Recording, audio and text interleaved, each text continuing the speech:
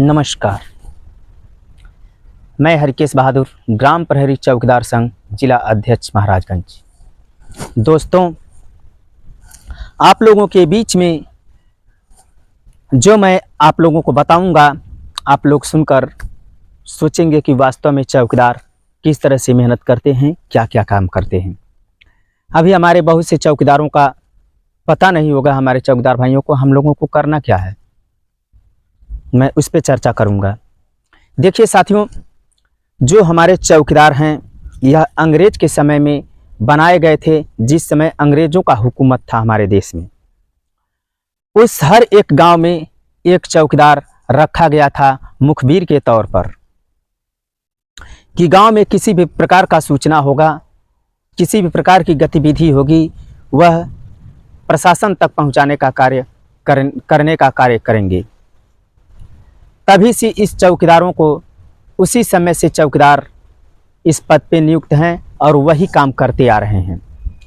हालांकि पहले जो चौकीदार रखे गए थे अंग्रेज़ों के समय, उन चौकीदारों को खेती भी मिलती थी। लगभग सुनने में आया कि 5-5 एकड़ खेत मिलता था और भी सारी सुविधाएं मिलती थी, और वह ईमानदारी से वह कार्य करते थे, और वह कार्य आज भी उसी तरह से वह ईमानदारी से कार्य करते आ रहे हैं। लेकिन इनको मात्र 2500 रुपया दिया जा रहा है। और आज के समय में, आज के दौर में सिर्फ चौकीदारों को काम क्या दिया जा रहा है कि चौकीदार थाने में जाएंगे, हफ्ते में एक बार जाएंगे, 15 दिन में एक बार जाएंगे और थाने की साफ सफाई करेंगे, झाड़ू लगाएंगे, वर्दी धोने का कार्य करेंगे। क्या इसीलिए चौकीदार रखे गए हैं? ऐसी नौबत हमारे साथ भी आती रहती हैं, लेकिन मैं उस काम को मना कर देता हूं कि जो करने लायक नहीं होता है। तो आप लोग भी जागरूक बनिए और अपने इस हक और अधिकार की लड़ाई लड़ने के लिए आप लोग आगे बढ़िए।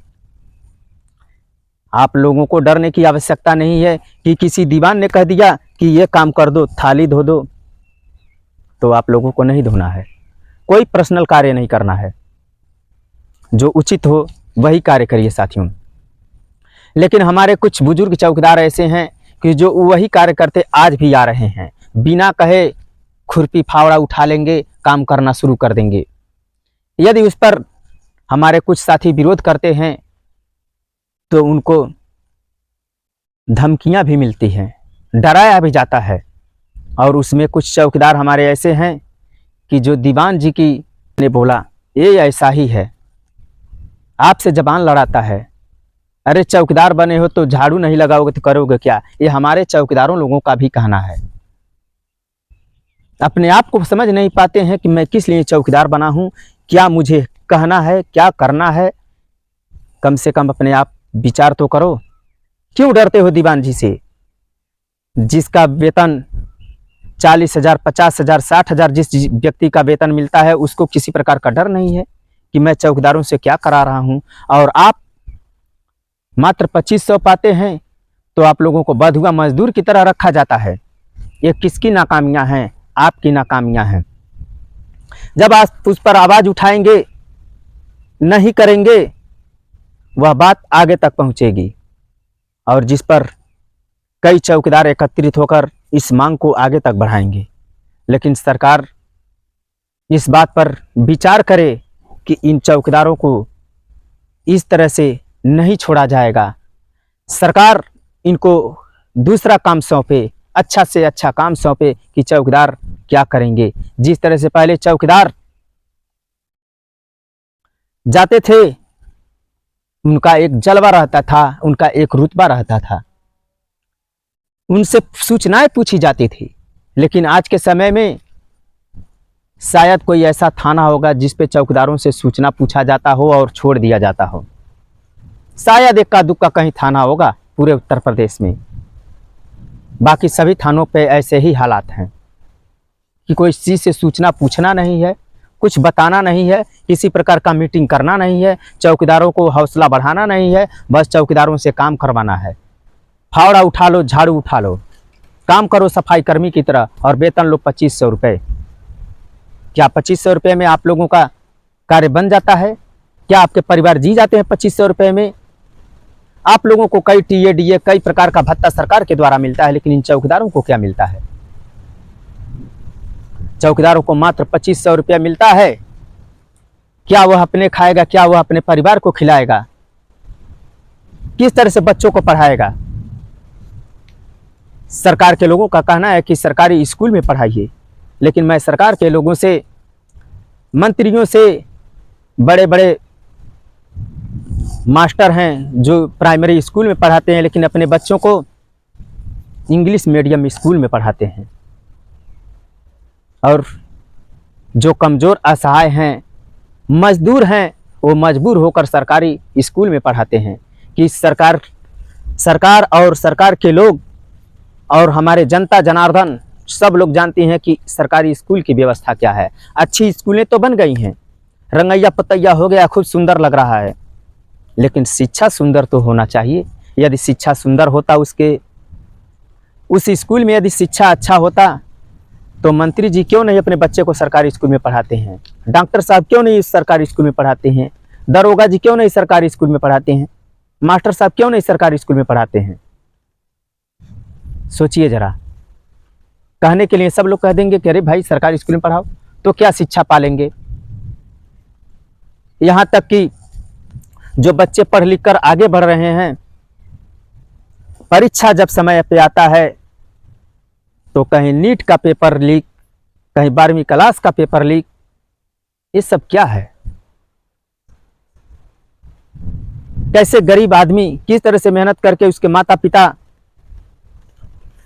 सोचे होंगे कि आज हमारा बच्चा परीक्षा देने जाएगा, अच्छा रिजल्ट आएगा, किसी अच्छे पोस्ट पे होगा, मेहनत करके नहीं सरकारी नौकरी पाएगा, पढ़ा लिखा रहेगा तो कहीं 2 रुपया कमा कर लाएगा, लेकिन पेपर लीक हो जाता है। हालांकि मैं एक छोटा व्यक्ति हूं, मुझे इस पर चर्चा नहीं करनी चाहिए, मुझे तो अपनी बात पर फोकस करना चाहिए, गरीबी को हटाना चाहिए। लेकिन गरीबी हटेगा कैसे? जब शिक्षा पे बात आई तो मैंने कहा, और आप लोग भी देखिए, आप लोग अपना संघर्ष जारी रखिए, और इस तरह से दीवान मुंशी के कहने पर जो मर्जी आए वो काम कहें वो आप करना शुरू कर देते हैं। काम करिए, करना ठीक है, लेकिन जो उचित हो। उचित क्या है, ये भी प्रश्न उठता है। उचित यही है कि अपने गांव की सूचना थाने स्तर तक पहुंचाना, लेकिन उसमें भी डर है। सोचेंगे कि सूचना पहुंचाएंगे और उन लोगों के द्वारा पोल खोल दिया जाएगा, तो बात सही है, वो भी पोल खुल जाएगा। तो हम लोग करें तो क्या करें? चौकीदार किस तरह से क्या करें? ये बहुत बड़ी मजबूरी है। तो इस पे हमारे प्रशासन के बड़े अधिकारी वो चाहेंगे तो आपका मानदेय भी अच्छा होगा, आपको हर चीज़ अच्छा मिलना शुरू होगा, आपको वर्दी भी लागू की जाएगी, और वर्दी लागू करने के लिए हम लोग मांग पत्र भी देते रहते हैं। और इस पर जब तक माननीय मुख्यमंत्री, घूम घूम कर सवाल माननीय मुख्यमंत्री जी पर ही आएगा, क्योंकि वही देश के राजा हैं, वही हमारे इस उत्तर प्रदेश के बादशाह हैं, चाहे जो कह लिया जाए।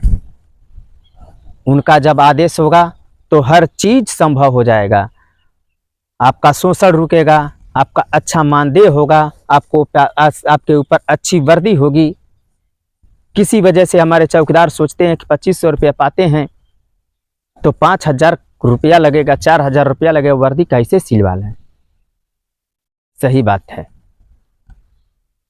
इस पर माननीय मुख्यमंत्री जी को विचार करना चाहिए, और जो जूता जर्सी प्रशासन के द्वारा मिलता है उसको तब्दील कर दिया जाए, उनके लिए कपड़े मंगवाया जाए, वर्दी का कपड़ा हो, उनके पसंद का जूता हो। ये कोई ज़रूरी नहीं कि सबको 8 नंबर जूता लगेगा तो सबको 9 नंबर लगेगा। इसके लिए उनके खाते में पैसा आए वर्दी बनवाने के लिए, ताकि अपने हिसाब से अपनी वर्दी को सिलवा सकें। बड़ी बड़ी वर्दियां आती हैं, चौकीदार दुबले पतले होते हैं, कैसे अटेगा?